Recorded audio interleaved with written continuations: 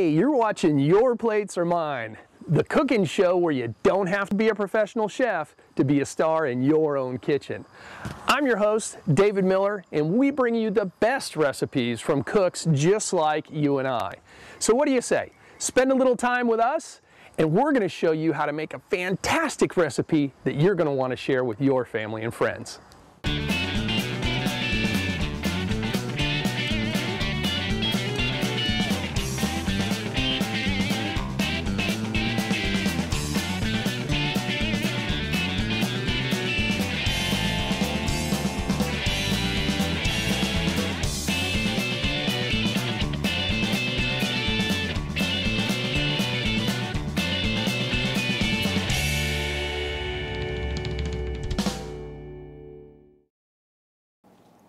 Welcome back for another show. I'm here with Diana Guzman, and she's got some wonderful recipes for us today. Diana, what are we making?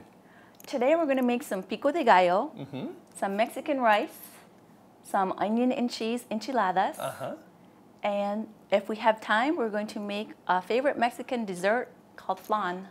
Excellent. I always love the desserts. We're going to start with the pico de gallo. Pico de gallo, okay. And literally translated, that means the beak of a rooster, only because that it could be very hot and you could get bit and the rooster might bite you, which is crazy. But so with our pico de gallo, we're going to use white onions, 4 ripe Roma tomatoes. We have 3 jalapenos. Okay, that's where the heat comes from. Correct. I'm going to get the cilantro out just before we get ready to cut it up. Okay. And then we're going to use some lime juice. And then we're going to mix it all together and let that marinate. Okay. So this is what, a garnish, a condiment, kind of a side dish almost? It could be like a side dish to add to almost anything that you want. You could even use it as a dip, because you could take a corn chip and just dip it in there and eat it, because the flavors, it's not runny like a salsa. Okay, I'll have you start cutting the tomatoes, and we're going to chop them up. We're going to de-seed them. De-seed them. Now, why do we do that? So they are not runny. Ah, there we go. And so you can put this pico de gallo on anything. You can put it in a filling, like if you're having a burrito, you can put it inside a burrito, a taco, enchilada on top of it, dip it. It's very versatile. So this would probably be, if, say you were making a flour tortilla dish, this would probably be a better choice than a salsa, because it won't make the flour tortilla mushy and break apart. Okay. Correct. Okay. Well, now it makes sense to me. Correct. Great. Well, all right, I'll get started on these. What do you have going on over here? I personally do not like touching the jalapeno peppers. Okay, because why? If you accidentally rub your eyes, they're going to burn. Ooh, okay. Or you put your hands to your mouth, you're going to taste that hotness of the peppers. So I technically like to just take a fork and poke it in there, and then just gently, we're going to de-seed these. So I'm going to just take it down in half. Now, why do you take the seeds out? The seeds are just very hot. Okay. And you don't really want to eat them in this dish. Okay. So we just de-seed the peppers, and then it's a lot easier to... So this isn't a super hot dish. No, it's It's just the flavors. Occasionally you might get a very hot pepper, but normally it's not going to be that hot. Okay. Okay, now a lot of people might not know this, but in your peppers, the heat comes from the white ribs inside and the seeds. That's the really hot part. That's the very hot part. If you're trying to cut the heat down, that's what you want to take out. Now, all I'm doing with the tomatoes is I'm cutting the ends off, because you don't want too much skin in there. It tends to be a little chewy. And then I'm just taking and cutting the ribs on the inside of the tomato, and then I'm going to take a spoon and just scoop all the seeds out in the center part of the tomato, just like that, because there's a lot of liquid in that, just like that. And then I'm going to just dice up the rest of the meaty part of the tomato. Do you want a red onion or a white onion? How about we do half red and half white? Half red and half white. Yes. Okay, we can do that. Just gonna make these a little bit smaller. Yeah, I got the strong one, so if I start to cry. Does that look about right? Perfect. Kind of a 1/2 inch dice? Yes. All right.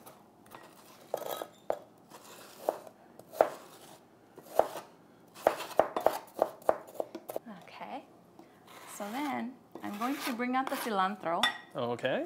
And we'll add that next. Okay, now what do you got going on? You got a little greenhouse here and a...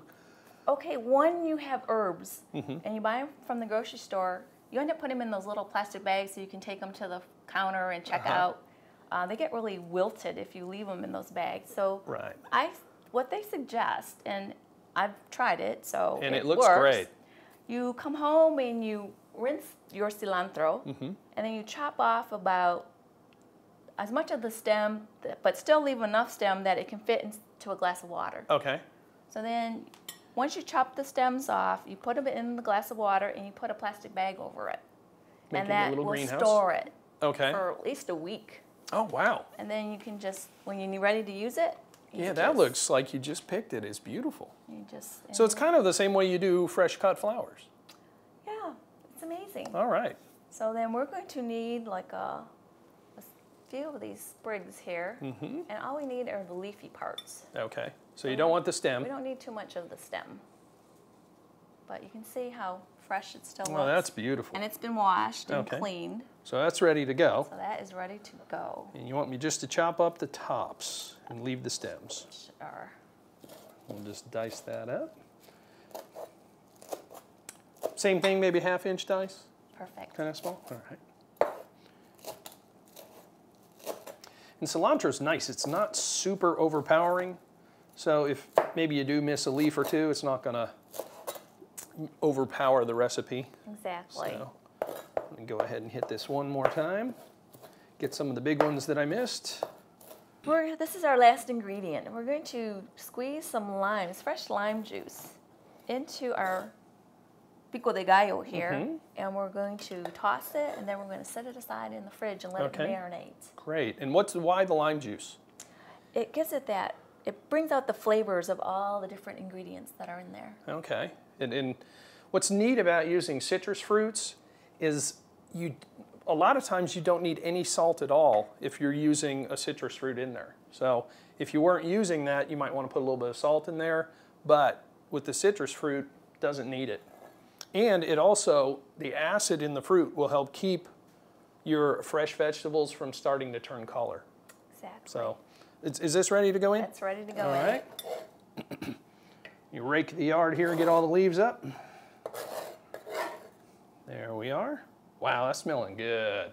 Okay, I'll let you go ahead and start squeezing some limes. Just squeeze it right in there? Squeeze them in there. Okay. There we go.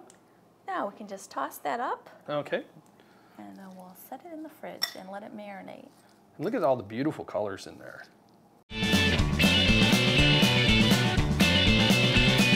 So what we're going to do, we're going to get started by adding our oil. And there's like 3 tablespoons of oil in here.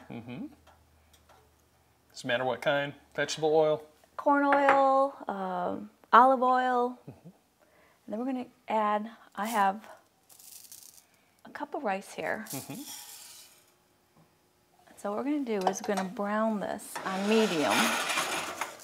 All right, so I'm sorry, 3 tablespoons of oil? Correct.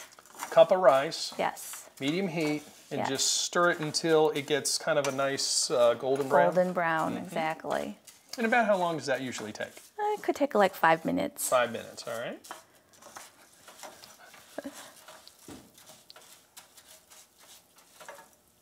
Okay, so now that the rice is getting nice and golden brown, we're going to add our onions.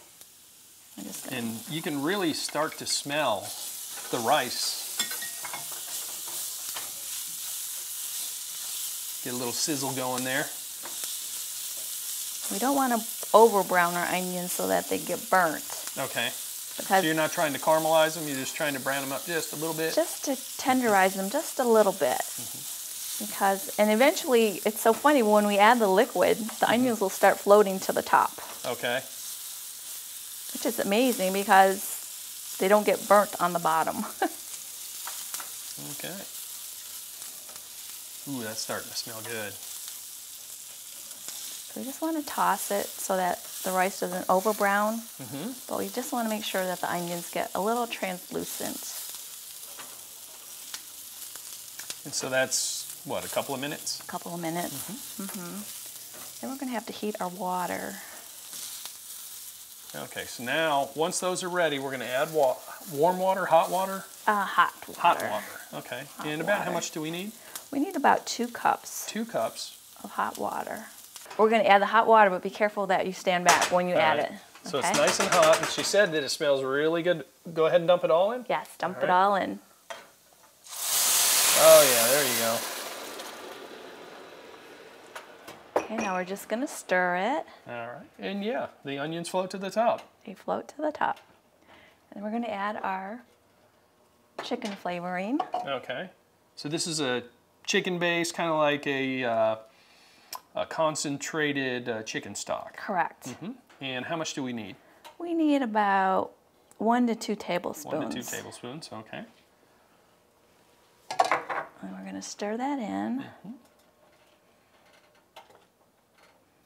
Yeah, you want to mix that in or it'll sink to the bottom and burn. Okay, so now we have the chicken flavoring in there, and we're going to add a 1/4 cup of tomato sauce. All right.